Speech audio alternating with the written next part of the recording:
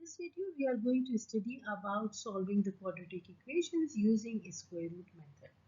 We all know that when y equals to ax square plus bx plus c, and in an equation the highest power is 2, so such kind of equation are said to be the quadratic equations. Now, if the equation is given in a way y equals to ax square plus c, in which b of x is not there, then these kind of the equations can be solved by the square root method. So let's try to understand. So if I write here y equals to 4x square plus 2 or minus 2, it can be solved by the square root method. But if I write here y equals to 4x square plus 2x minus 4. So when you see that with the x square, x is also written, so it cannot be solved by the square root method. So for the square root method, it is important that any equation should be written with the x square and a value of a constant. Let's try here. 14x square minus 6 equals to 0. We have studied in grade 8 also that in order to solve the equation, keep the variable on left hand side and bring the constant on the other side. So when minus 6 goes on the other side, we will get plus 6. So what do we get? We get 14x square equals to 0 plus 6 is 6. Again, you cannot take the square root until you get rid of this multiply number. So, the number which is multiplying by the variable. So, divide both sides by the 14. This 14 and this 14 cancel out, and if you write in the calculator 6 over 14 or divide by the 2, so you will get 3 over 7. Now take the square root on both sides. So square and square root cancel out. So you will get x equals to, write in the calculator, and you will get whatever the answer is. You have to write with the plus and negative sign. Why? Because it's x square, right? Now x square means if you put negative 2 whole square, answer is positive 4, and if you put 2 whole square, answer again positive 4. So that's why you have to put here plus and minus sign. Look, if I have only square root of 4, answer is 2. But if I have x square equals to root 4, then the answer will be either the plus 2 or the minus 2. So this difference you should understand. Okay, let's try to do the second question. 8x square minus 21 equals to 0. Bring the negative 21 on the other side. So you will get 8x square equals to positive 21. Now divide both sides by the 8. So you will get 21 over 8. Now in order to find the value of the x, you have to take the square root on both sides. Square and square root cancel out. So the value of x is, don't forget to put plus minus and then 21 over 8. Let's try this question. 11x square plus 3 equals to 12. So bring the 3 on the other side. Plus 3 goes on the other side. It gives you negative 3. So I will get 11x square equals to 12 minus 3 is 9. Divide both sides by the 11 and you will get x equals to 9 over square root of 11. 9 over 11. Now take the square root on both sides, and when you will do it, the square and square root cancel out. So x equals to plus minus, write in the calculator and get the direct answer. Now last question, that 5x squared minus 10 equals to 5. Bring the 10 here, it becomes plus 10. So 5x squared equals to 10 plus 5 is 50. Divide both sides by the 5, you will get x squared equals to 15 divided by 5 is 3. Take the square root on both sides, square root cancel out, and you will get x equals to plus minus square root of 3.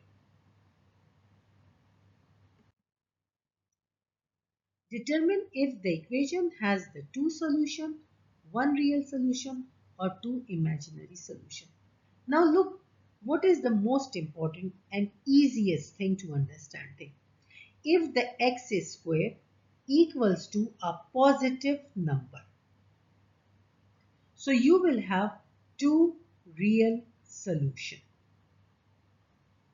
If x square has a negative number, then you will have two non-real solutions.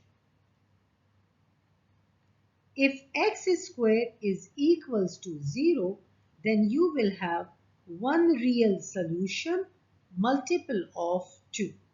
Yani double it. Okay, so let's try here. Okay, if they ask you to solve, then solve. If they don't ask you to solve, no need to solve. So bring the negative 20. So you will get 3x squared equals to 240. Divide both sides by the 3. You will get x squared equals to 80. Is it a positive number? Yes, it is a positive number. It means you will have two real solutions.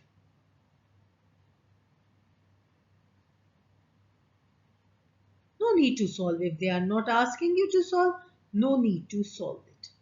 Now let's do here. X square over 4 plus 9. Bring the 9 here. So I will get x square over 4 equals to negative 9. Multiply both sides by the 4 to get rid of this 4. So x equals to negative, x square equals to negative 36. Now you have negative number. So if you have negative number, it means you have two non-real or two imaginary solution. Let's try this one. So here x squared equals to 60. Divide both sides by negative 5. So x squared equals to negative 12. So x squared has a negative number. It means you have two non-real or two imaginary solution. Now how to solve this one? So what we have to do, we have to first divide by the 7. So let's try to understand this one and try to understand how to simplify such questions. Now let's try to solve 14 and 15 questions and try to determine the number of their solution. So number 14, first of all, okay, so here 7 x plus 1 whole square minus 24 equals to 0 is written. Remember, you cannot take the square root until all variables on one side and all the numbers on other side. So first of all, get rid of this negative 24. So negative 24 goes there, it becomes positive 24. So you will get 7 x plus 1 whole square equals to 24. Now get rid of this 7 which is outside the bracket. So you will get here x plus 1 whole square equals to 24 over 7. Now this plus 1 is inside the square root, not outside. So now you are ready to take the square root. If this plus 1 is outside, then you have to get rid of that one. Otherwise, you can take the square root on both sides. We square and square root cancel out. We will get x plus 1 equals to. When we get rid of this square, then we write the plus minus and then 24 by 7. Now bring the positive one on the other side. Okay, when we bring the positive one on the other side, so you will get x equal to square root of plus minus square root of 24 by 7 minus 1. What does it mean? It means one time you have a solution to be written with the positive of square root 24 over 7, and one time you have to write the equation square root with the negative 24 over 7 square root minus 1. But look at this one. Now, in order to tell how many number of solution are there, look at this part. So this part is positive. So if this is positive, it means you have two real solution.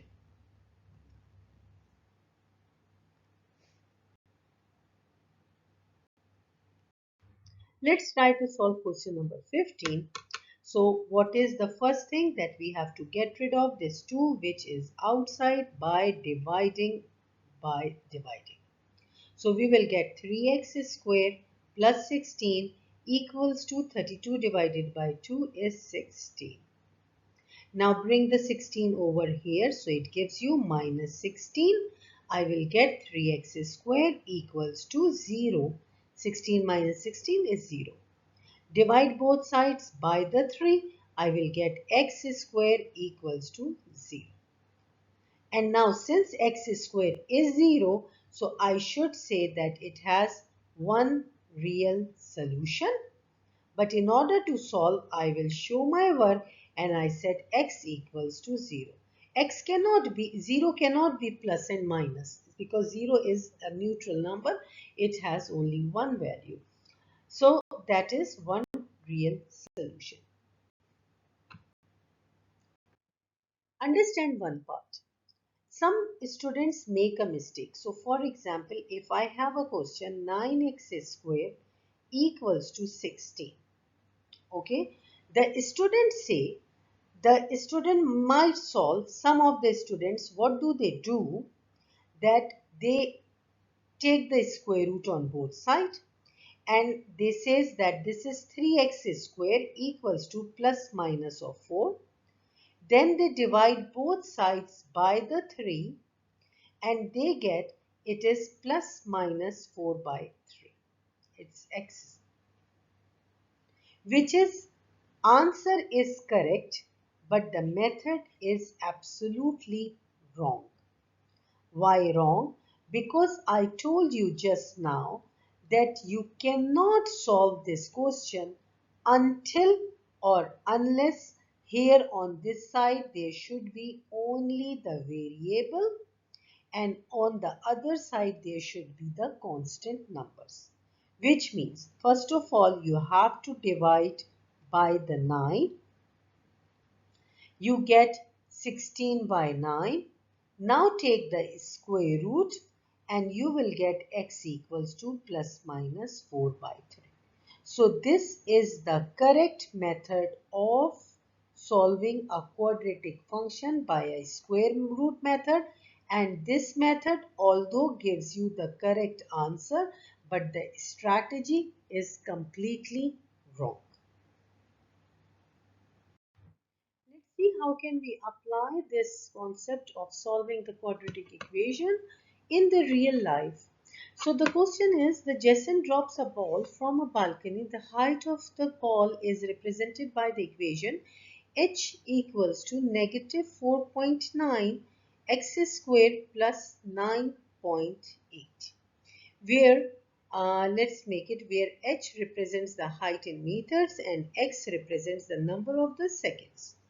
After approximately how many seconds, yani x, you have to find for x, will the ball reach the ground? Reach the ground means if you are throwing a ball up after reaching to some maximum height, it will come down. And when it hits the ground, the height will again be equal to 0. Which means if I have to put the in place of height is 0 and the rest of the equation I have to write as it is. And now I have to solve for x. How? By bringing all the variable on the other side. So I can write here minus 4.9 x squared equals to, if I bring the plus 9.8 on other side, I will get negative 9.8. Divide both sides by 4.9, negative 4.9. Don't forget this negative. So I will get x squared equals to 9.8, x squared equals to 2. So 4 and 8 and 9, 9.8, yes.